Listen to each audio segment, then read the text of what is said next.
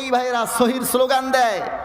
আব্দুর রাজ্জাক বিন ইউসুফ ভাইকে একজন বলছে, হানাফি আলেমদের পিছনে নামাজ হবে কিনা, হানাফি মসজিদে হানাফি ইমামের পিছনে? বলে সব সময় হবে না, মাঝে মধ্যে পড়তে পারেন। কেন? বলছে তাদের আকীদা খারাপ। বাপরে বাপ, কি সহি আকীদার ফেরিওয়ালা! একটু আকীদার সামান্য খবর নেই। দেখেন কালেমার অর্ধেকই তারা মানে না, তাইলে বুঝি এটা সহি আকীদা? তাদের প্রমাণ কি? তারা বলে এটা নাকি কোনো হাদিসে তারা খুঁজে পায় না। আমরা খুঁজে পেয়েছি প্রায় 25 থেকে 30টা হাদিসে, যার 1 ডজন হাদিসের সনদ হাসান, হাফ ডজন হাদিসের সনদ সহি। তারা কোথাও খুঁজে পায় না, আমরা খুঁজে পাই তাদেরই কিতাবের মধ্যে। তারা হাদিস একাডেমির থেকে যে মুসলিম শরীফ বের করেছে, সহি মুসলিম, আমার হাতে আপনারা দেখছেন, এর 70 নম্বর পৃষ্ঠায় যান, সেখানে স্পষ্টভাবে লেখা দেখবেন। তারা নিজেরাই লিখে রাখছে, বাবুল আমরি বিকিতালিন নাসি হাত্তা ইয়াকুলু লা ইলাহা ইল্লাল্লাহু মুহাম্মাদুর রাসূলুল্লাহ। তাহলে মুহাম্মাদুর রাসূলুল্লাহ সহ পুরা কালেমা তাদের কিতাবের মধ্যেই লেখা আছে, কিন্তু তারা খুঁজে পায় না। আমি বলি আমাদের এই বন্ধুরা যে খুঁজে পাচ্ছে না, এর একটা কারণ আছে। কারণ কি? ওই এক লোকের বলে বেটার বউ ছিল, বেটার বউয়ের হাইট হলো 1 হাত। এখন 1 হাত হাইটের বেটার বউকে শাশুড়ি বলছে, বৌমা 1 গ্লাস পানি পান করাও তো। এখন বৌমা গেছে পানি আনতে, অনেকক্ষণ হয়ে যায় আর ফেরে না। শাশুড়ির মনে কৌতূহল জাগছে, বৌমা আসে না কেন? যায় দেখে বৌমা কলসির ভেতরে হাত ঢুকায় আর বের করে, হাত ঢুকায় আর বের করে। বলে বৌমা কি ব্যাপার, কলসির ভেতরে হাত ঢুকাও আর বের করো, ঘটনা কি? বলে আম্মা আমার নাকফুলটা কলসির ভেতরে পড়ে গেছে। বলে দেখো তলার মধ্যে আছে, হাত দিলেই বাবা। বলে আম্মা এই কলসির তো তলাই নেই, তলা যদি থাকতো আমি তো পেয়ে যেতাম, কলসির তলা আছে না নাই? বৌমা পায় না কেন? কালেমা শরীফ অবশ্যই আছে, পুরা কালেমাই আছে, হাদিসের মধ্যেই আছে, কিন্তু আমাদের এই বন্ধুরা খুঁজে পায় না, আর আমরা খুঁজে পাই তাদের কিতাবের মধ্যে। অনেক দলিল আছে এই বিষয়ে, হাদিস থেকে দেখাইতে গেলে তো সময় লাগবে। তাওয়াতুরে তবকা দ্বারা প্রমাণিত হাদিসের কিতাবে উল্লেখ না থাকলেও এই কালেমা ভুল হতো না। কোরআন যেই দলিলের দ্বারা প্রমাণিত, এটাও সেই দলিলের দ্বারা প্রমাণিত। তাইলে কালেমা আছে না নাই? এটার অর্ধেকই তারা মানে না, এইরকম মাইনার ফর্মুলাতে গেছে। আবার কি বলে জানেন? আল্লাহ আল্লাহর জিকিরটাকেও দিছে বাদ। কালেমার অর্ধেক বাদ দিল, আল্লাহ আল্লাহর জিকিরও বাদ দিল। দেখেন আল্লাহ আল্লাহর জিকির সম্পর্কে তাদের বক্তব্যটা কি। তারা বলে আল্লাহ আল্লাহর জিকির নাকি বলে বিদআত। শুধু আল্লাহ আল্লাহর নামে জিকির করা যাবে কি? না, আল্লাহ আল্লাহ নামে জিকির করা হলো বিদআত এবং অজ্ঞদের জিকির। এটা যারা সুন্নাহ বুঝে না তারাই আল্লাহ আল্লাহ জিকির করে। দেখেন আল্লাহ আল্লাহর জিকির নাকি বলে বিদআত, যারা অজ্ঞ তারাই নাকি বলে আল্লাহ আল্লাহর জিকির করে। আচ্ছা দেখেন কোরআন শরীফের মধ্যে আল্লাহ পাক রব্বুল আলামিন স্পষ্ট বলেছেন, ওয়াজকুর ইসমা রব্বিক, আপনার রবের নামের জিকির করুন। ওয়াজকুর জিকির করুন, ইসমা নাম, রব্বিক আপনার রবের নামের জিকির করুন। আমাদের রবের নাম কি? আল্লাহ। আল্লাহ ইচি শিরিন নাম, শিরো শক্কর মিশাওয়াদ জানাম তমাম। আল্লাহ আল্লাহ क्या मुबारक नाम है, अल्लाह अल्लाह मोमिनों का काम है। जिक्र हाका मदगज़ाई रूहरा, मरहमा मदी दिले मजरो हेरा। আমাদের দেহের যেরকম নাকি খোরাক দরকার, রুহের খোরাক দরকার।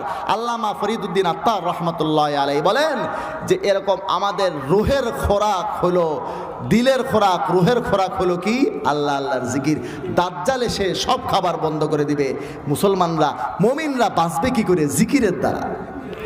আর এরা বলে আল্লাহ আল্লাহর জিকির নাকি বলে বিদআত। কোরআন শরীফের মধ্যে আল্লাহ আল্লাহর জিকিরের কথা আছে না নাই? এরা তাও খুঁজে পায় না। আল্লাহ আল্লাহর জিকিরও দিল বাদ, তাইলে মাযহাবও বাদ, কালেমার অর্ধেক বাদ, ইজমা বাদ, কিয়াস বাদ, কোরআনের নামও বাদ, হাদিস যেটা মনের সাথে মেলে না সেটা বাদ। এখন বাদ দিতে দিতে যাইতে যাইতে এখন আল্লাহ আল্লাহর জিকিরও দিল বাদ। আল্লাহর সম্পর্কেও তাদের আকীদা ঠিক নাই। সব স্লোগান দিলেন সুন্দর। আমি বলি না আপনার নামাজ হবে না, যদিও উত্তম অনুত্তমের পার্থক্য রয়েই গেছে। আপনাদের চেয়ে মজবুত দলিলে হানাফিরা নামাজ আদায় করে, তারপরেও আমি বলবো না আপনি বুকের উপরে হাত বাঁধিয়েন না। আপনার যদি শখ হয় পুরুষ হইয়া নারীদের মতো বুকের উপরে হাত বেঁধে নামাজ পড়বেন, পড়তে থাকেন, সমস্যা কি? মহিলা সমস্যা আছে? উত্তম অনুত্তমের পার্থক্য। কিন্তু কারো যদি আকীদায় গন্ডগোল থাকে, সমস্যা কি সামান্য না মারাত্মক? আল্লাহর ব্যাপারে আমাদের, আমি সাধারণ পাবলিকদের কথা কিন্তু বলছি না, তাদের শায়েখদের কথা বলছি। আমাদের এই পাবলিক আহলে হাদিস ভাইদের চিন্তা করা উচিত যে তাদের শায়েখরা তাদেরকে সহির স্লোগান দিয়ে নিচ্ছেটা কোথায়। আল্লাহর ব্যাপারে তাদের আকীদা ঠিক নাই। আল্লাহর ব্যাপারে তারা দেহবাদের আকীদায় বিশ্বাস করে, যেটা ইহুদিদের আকীদা। আল্লাহ তাআলাকে আরশে সমাসীন বলে আল্লাহর জন্য নির্দিষ্ট স্থান নির্ণয় করাটা মারাত্মক গলত আকীদা। আল্লাহ তাআলা আরশে সমাসীন না। আর রহমানু আলাল আরশি ইস্তাওয়ার অর্থ হলো আল্লাহ আরশে কর্তৃত্বশীল। যেরকম আমরা বলি প্রধানমন্ত্রী গদিতে থাকে, মানে উনি সারাদিন গদিতে শুয়ে থাকে, প্রধানমন্ত্রী ক্ষমতায় আছে, এইটা উদ্দেশ্য। আর রহমান আলাল আরশি ইস্তাওয়ার মানে রহমান আরশে কর্তৃত্বশীল, তিনি আরশে সমাসীন, এই অর্থ ভুল। আল্লাহ তাআলার বাসস্থান যদি আরশ হয়, আরশ সৃষ্টি করেছেন আল্লাহ, তার আগেও তো আল্লাহ তাআলা ছিলেন, তো আল্লাহ তাআলা আরশ সৃষ্টির আগে কোথায় ছিলেন? আরশও ধ্বংস হবে, সব কিছুই ধ্বংস হবে, তখন আল্লাহ তাআলা কোথায় থাকবেন? আপনাদেরকে কেউ যদি বলে আইনাল্লাহ, আল্লাহ কোথায় আছেন, এই প্রশ্ন করাই তো ঠিক না। তারপরেও কেউ যদি করে, আল্লাহর ব্যাপারে তো গবেষণা করা ঠিক হবে না। কোরআন শরীফে আছে সুম্মা ইলা রাব্বিকাল মুনতাহা, আল্লাহর ব্যাপারে গবেষণা শেষ, এখানে কোনো গবেষণা করা যাবে না। আমরা আল্লাহ তাআলাকে মানি, আল্লাহ আছেন বাস শেষ। আল্লাহ তাআলা কোথায় আছেন না আছেন এ প্রসঙ্গে প্রশ্ন করা যাবে না।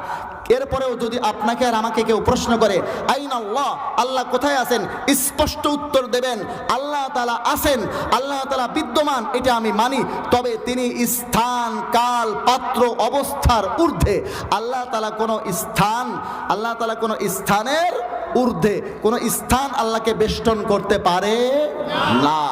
আমি যদি বলি আমি এই চেয়ারের উপরে, যেরকম আমি চেয়ারের উপরে সমাসীন, তো চেয়ারটা আমাকে ধরার জন্য চেয়ারের বেষ্টনী আমার চেয়ে বড় হতে হবে, আনলে চেয়ারে আমি বসে থাকতে পারবো না, পড়ে যাব।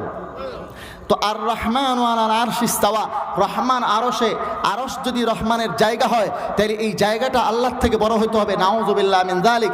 আল্লাহর থেকে আরশকে বড় বানাইতে চান, এটি কি আল্লাহ তাআলার শানের সাথে মুওয়াফিক হয়, সামঞ্জস্যপূর্ণ হয়? কাজেই এই আকীদা মারাত্মক ভুল আকীদা, আল্লাহর ব্যাপারে তাদের আকীদা সঠিক নাই।